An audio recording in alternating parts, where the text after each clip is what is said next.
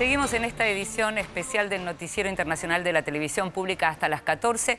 En mayo pasado se cumplieron 50 años de la llamada Revolución Cultural China, un periodo oscuro y de represión que, sin embargo, un aniversario, decíamos, que sin embargo quedó eclipsado en su propio país. Es decir, un debate sobre ese tiempo que aún se deben los chinos. Vemos el informe y después lo analizamos.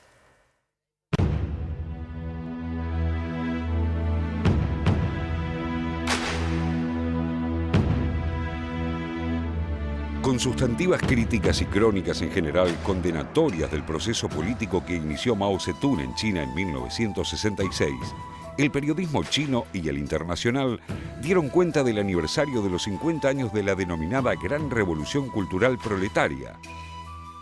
Sin embargo, el silencio oficial del gobierno de Xi Jinping fue elocuente, eludiendo así el debate sobre un periodo crucial de la historia del siglo XX, tal como reclaman una gran parte de los intelectuales y ciudadanos chinos. El nombre de la Revolución Cultural Proletaria fue lanzado por el Partido Comunista Chino en una sesión plenaria del 8º Comité Central. Su objetivo era borrar toda estructura burguesa de la sociedad e instaurar un modelo marxista según se explicaba en la denominada Notificación del 16 de mayo.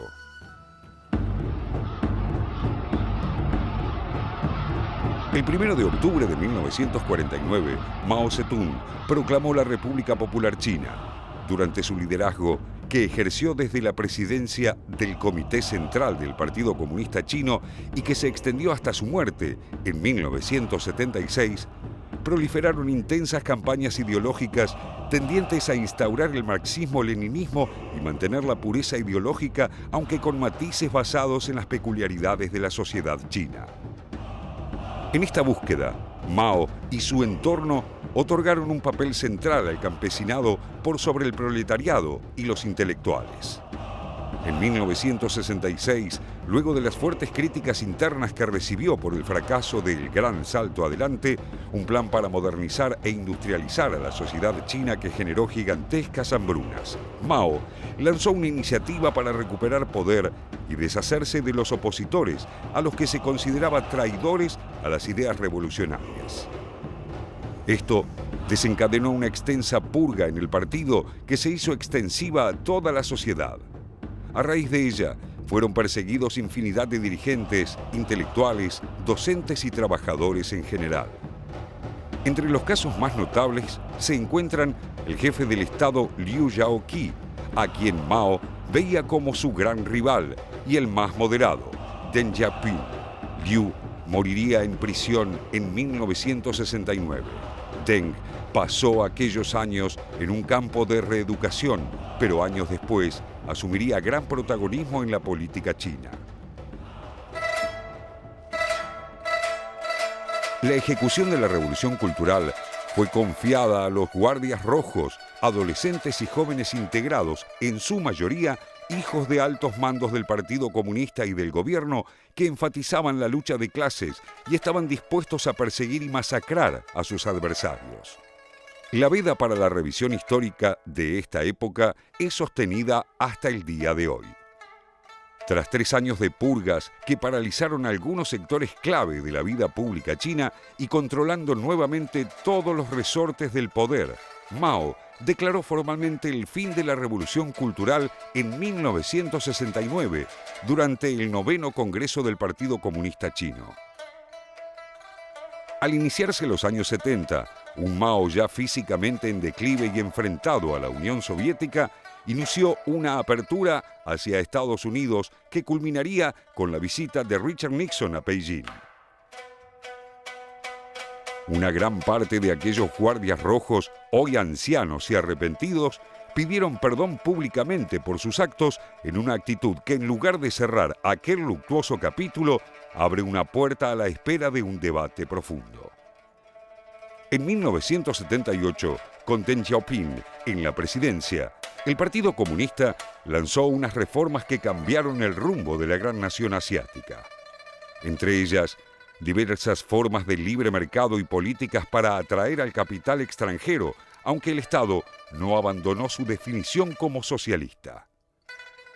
En 1981, ya muerto Mao, fueron juzgados y condenados los principales dirigentes de la Revolución Cultural, conocidos como la Banda de los Cuatro, que incluía a la esposa de Mao, Jiang Qing.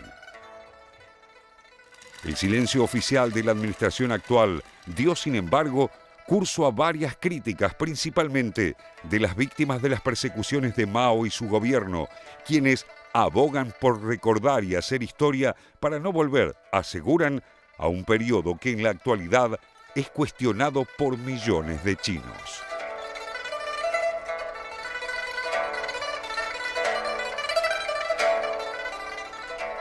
Pocos hombres tan poderosos hoy como justamente Xi Jinping. Ahora, Jorge Elías, ¿por qué pensás que no se habló del tema durante este año en China? ¿Por qué no se ocultó, pero al menos sí quedó eclipsado el tema? Quedó eclipsado porque evidentemente no hubo una voluntad de replanteo de aquello que fue una gran masacre. 1,5 millones de personas perdieron la vida después de esta revolución cultural.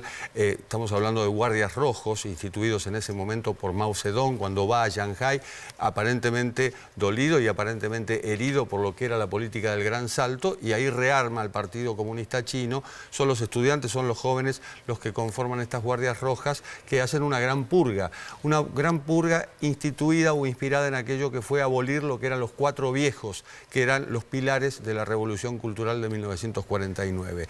De ahí a Xi Jinping hay realmente un paso trascendental, que es el paso, por llamarlo de algún modo, del comunismo ortodoxo al capitalismo más abierto. A través de Deng. A través de las reformas de Deng. Claro. Y la prueba más palpable, la nieta de Mao tiene 846 millones de dólares, es una de las fortunas más grandes del mundo, y 3 hijos. Es más importante que tenga 3 hijos a que tenga la fortuna que tiene. ¿Por qué? Porque muestra que en realidad hay privilegios también. Y era justamente lo que Mao Zedong quería abolir, los privilegios. Pero ojo, los quería abolir de este modo. Hay que abolir los privilegios, pero yo sigo siendo el líder. ¿Y qué queda del marxismo, José Nathanson? Bueno, a ver, a mí lo que me llama la atención mirando, Inde, las imágenes son muy impresionantes, las imágenes del archivo, es esta cosa de las grandes epopeyas del pasado, digamos, ¿no? Uno piensa que eso, la colectivización estalinista del 28 al 33, que también movían cientos de miles de personas, morían cientos de miles de personas. Fue un año cubano, este año por la muerte de Fidel Castro, la gran zafra de los 10 millones, un fracaso también de la Revolución Cubana, como fue un fracaso la colectivización y como fue un fracaso la Revolución Cultural, un fracaso en términos de crueldad, digamos, ¿no? La Revolución Cultural, más allá de que le permitió a Mao recentralizar el poder y recuperar el poder. Y cómo el marxismo se tuvo que adaptar, porque el marxismo, una ideología, una doctrina, como cada uno quiera llamarla, una filosofía, el materialismo histórico, etcétera, pensado para, por lo menos en los primeros términos originales de Marx, para países industriales de avanzada, que terminó aplicándose en imperios agrarios. Mucho más rústicos. Claro, semi-agrarios. En Rusia, un imperio semi-asiático, digamos, o en China, un imperio totalmente asiático. Entonces, cómo el marxismo, una doctrina pensada para otras realidades, se tuvo que aplicar a China, y cómo todavía, y articulando un poco con lo que dice Jorge, algo queda en China, porque uno puede decir, claro, China es un país abierto al mundo, hay inversión extranjera, hay millonarios, etcétera. Ahora, hay un partido único, el presidente chino sigue siendo el secretario general del Partido Comunista Chino, hay una serie de cuestiones del marxismo histórico que todavía permanecen en China, como permanecen en Cuba y en otros pocos países. Posiblemente, digamos, más en términos políticos que económicos, ¿no, Raúl? Porque lo que uno ve, y digamos, es interesante pensar que uno anticipa cómo Estados Unidos con Trump se va a cerrar, mientras China cada vez se abre más. Y en realidad, digamos, el líder del liberalismo en este momento es China y no Estados Unidos. Eso se presupone, ¿no? Justamente, fíjate vos cómo China dejó de ser el cuco comunista para pasar a ser el cuco capitalista, porque en realidad toda lo que en Occidente se plantea es, bueno, cómo frenar ese ascenso, ese crecimiento de China, la dependencia... La invasión de los productos. Exactamente, la dependencia de los mercados del poder que tiene China como demandante y como oferente de productos. Es un cambio hacia el pragmatismo que ha dado fundamentalmente China en estos últimos años post-revolución cultural, pero que todavía es muy difícil de definir. Fíjate vos que siempre se da una discusión sobre esta cuestión de que es una economía de mercado, es semi de mercado, pero con un control estatal muy fuerte, con un control, como ustedes estaban marcando, políticamente todavía muy férreo, sin libertades políticas y demás.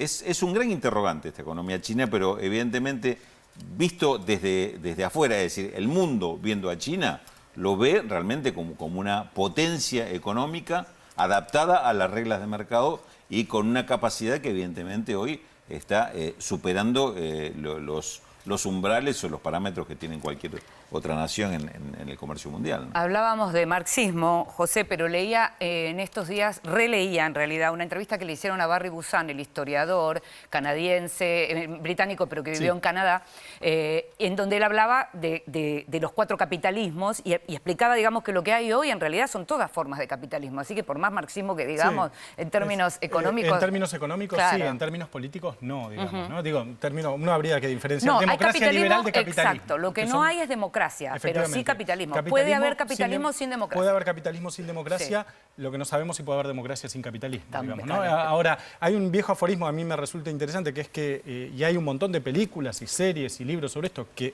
ahora es más fácil pensar el fin del mundo que el fin del capitalismo. Pareciera que es imposible pensar el fin del capitalismo. Ahora, sobre el fin del mundo hay muchas más cosas, digamos. Sí, en el caso de Busan también una de las cosas que señalaba era la tendencia que se continúa en China en relación a la represión. En la medida en que la cosa se complique, la represión puede seguir. Hay partido único, hay presos políticos, todo eso también es China, digamos. Eso es China y evidentemente también hoy China tiene un desafío por delante, es la presidencia de Donald Trump.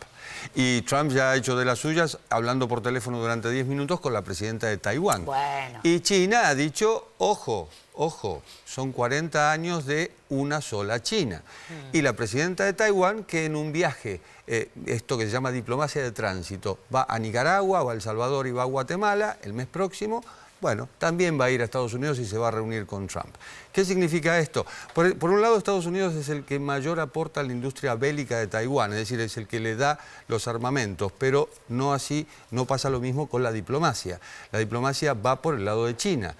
China en este momento, entre otras cosas, es el que más bonos norteamericanos tiene en el mundo y es el que puede desequilibrar a los Estados Unidos. Así que es un nuevo capítulo a partir de una isla, la isla de Taiwán, que se puede producir en la relación entre dos grandes como son Estados Unidos y China. El nuevo capítulo, que vamos a seguir hablando de esto, tiene que ver con el gobierno que va a iniciar Donald Trump en enero. Mientras tanto, nosotros nos vamos a otra pausa. Cuando regresemos... Una nueva forma de terrorismo. Las nuevas tendencias de la violencia terrorista con lobos solitarios y compromisos aspiracionales. Una modalidad que pone en riesgo a Europa y Estados Unidos. Y también Trump y América Latina. La llegada a la Casa Blanca del magnate ha puesto a América Latina ante un nuevo escenario. Se lo contamos luego de la pausa en Televisión Pública Noticias, edición internacional. Ya volvemos.